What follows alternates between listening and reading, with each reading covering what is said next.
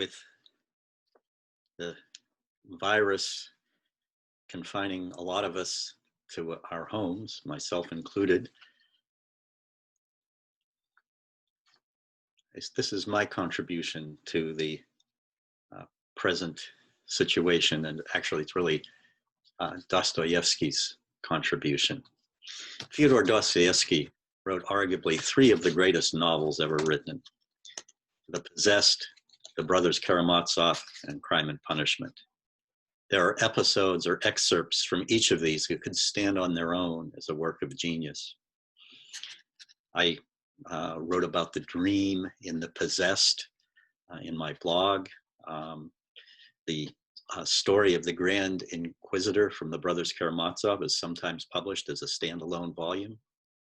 Today, I want to share one profound paragraph from Crime and Punishment. It's from the Constant Garnett translation, so it's public domain. The protagonist, Raskolnikov, was sent to a Siberian labor camp for a crime he committed. Sonia, the girl he would eventually marry, accompanies him.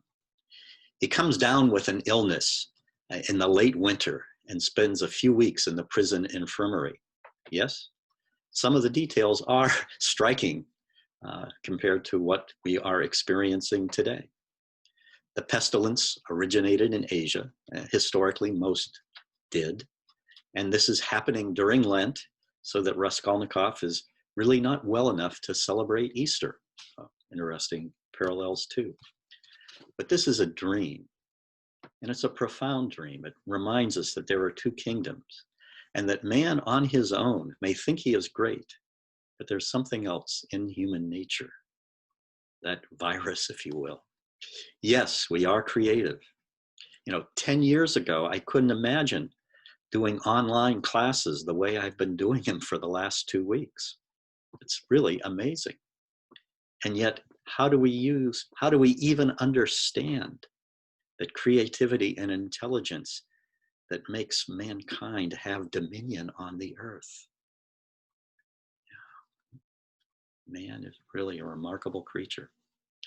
But here is Raskolnikov's dream.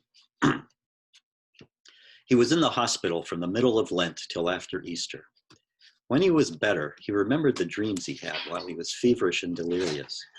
He dreamt that the whole world was condemned to a strange new plague that had come to Europe from the depths of Asia.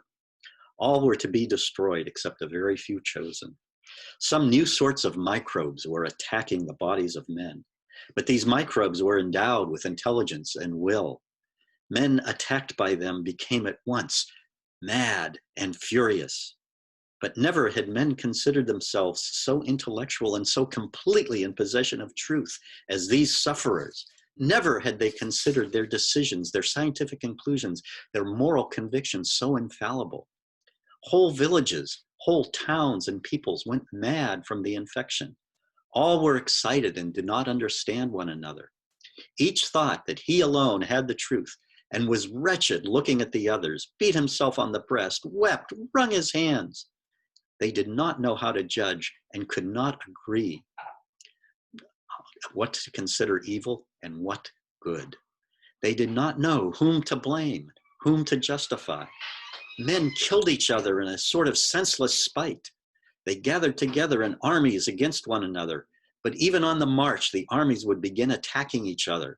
The ranks would be broken and the soldiers would fall on each other, stabbing and cutting and biting and devouring each other.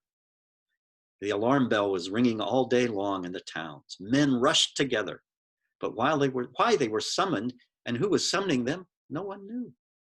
The most ordinary trades were abandoned because everyone proposed his own ideas, his own improvements, and they could not agree. The land, too, was abandoned.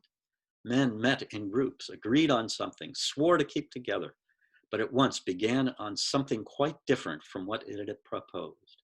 They accused one another, fought and killed each other. There were conflagrations and famines. All men and all things were involved in destruction. The plague spread and moved further and further. Only a few men could be saved in the whole world. They were a pure, chosen people, destined to found a new race and a new life, to renew and purify the earth. But no one had seen these men, and no one had heard their words and their voices. Raskolnikov was worried that this senseless dream haunted his memory so miserably. The impression of this feverish delirium persisted so long. The second week after Easter had come. That's it. Such wisdom. May we use this time to understand that we're not the measure of all things. And may God have mercy on us. And may we learn to understand that his ways are the best. Let us be Easter people, and let hallelujah be our song.